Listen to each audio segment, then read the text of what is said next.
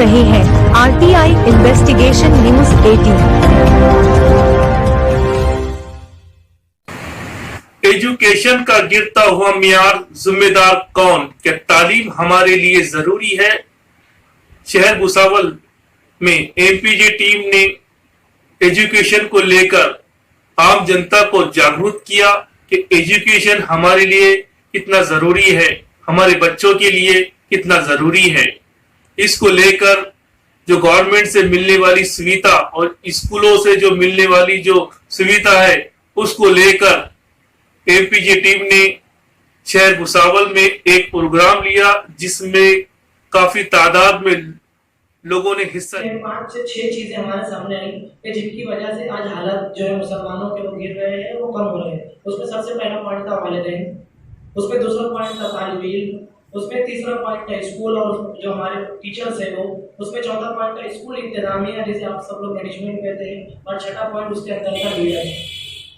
तो मैं आइए आपके सामने पहला पॉइंट उसके अंदर रखता हूँ, वालिदैन के ताल्लुक से रखना चाहूँगा कि आजकल जब हम गए वालिदैन के पास और उनसे सवाल पूछा कि आप आपकी बच्चों को जो है वो कौन सी स्कूल में किसी स्कूल में डालना चाहते हैं, तो उनके पास सबसे पहली चीज़ आती है कि हमारे बच्चों को इंग्लिश मीडियम स्कूल में डालना है।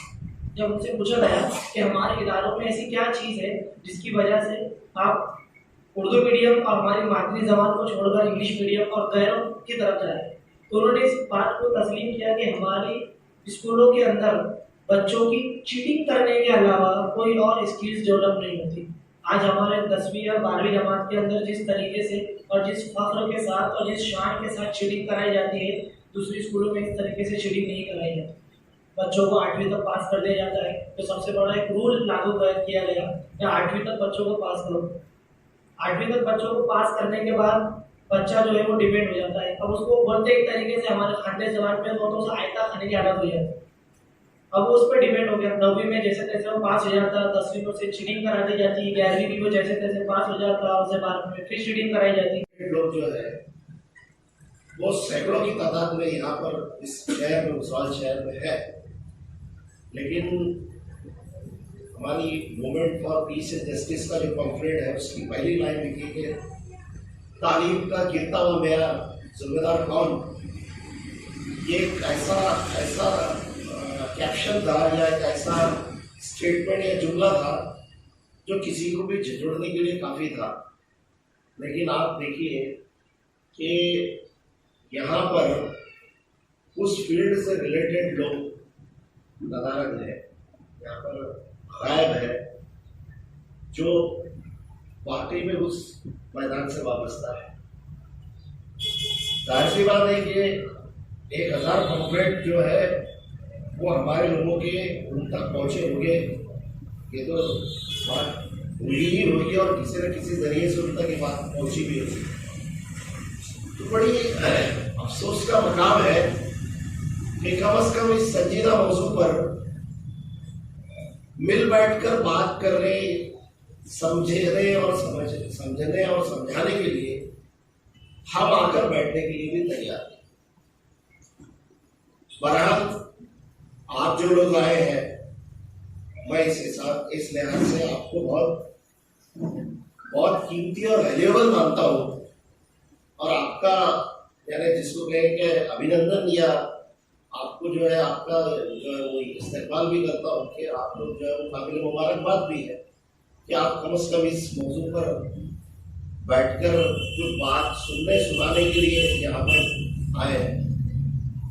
तो ये आज हमारे नज़दीक इस बात से ये अंदाजा हो रहा है कि किस तरह की संजीदगी और सिंसियरिटी हमारे पास ऐसे संजीदा और गंभीर मौजू पर है।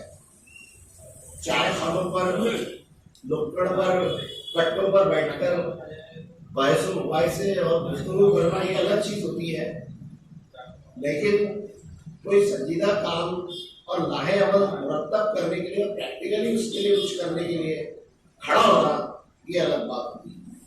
तो ये मिजाज आज हमारी कौम का है, और बहरहाल शामिल होकर इस सिस्टम को दुरुस्त करने की कोशिश करें। सरकार ने किया, ऐसा नहीं कि सरकार कुछ करती नहीं है, करती भी, प्राइम मिनिस्टर ऑफ इंडिया या चीफ मिनिस्टर ऑफ महाराष्ट्र बैठ के अलहिरा में क्या हो रहा है ये देख नहीं सकता। नहीं, तो उसमें वहां के स्कूल के अंदर पढ़ने वाले जो बच्चे हैं वही के बच्चे हैं और उनका ही मसला है उस स्कूल में। एक मिसाल की बात कर रहा है, मैं कोई ना समझे कि मैं इसको टारगेट कर रहा हूं।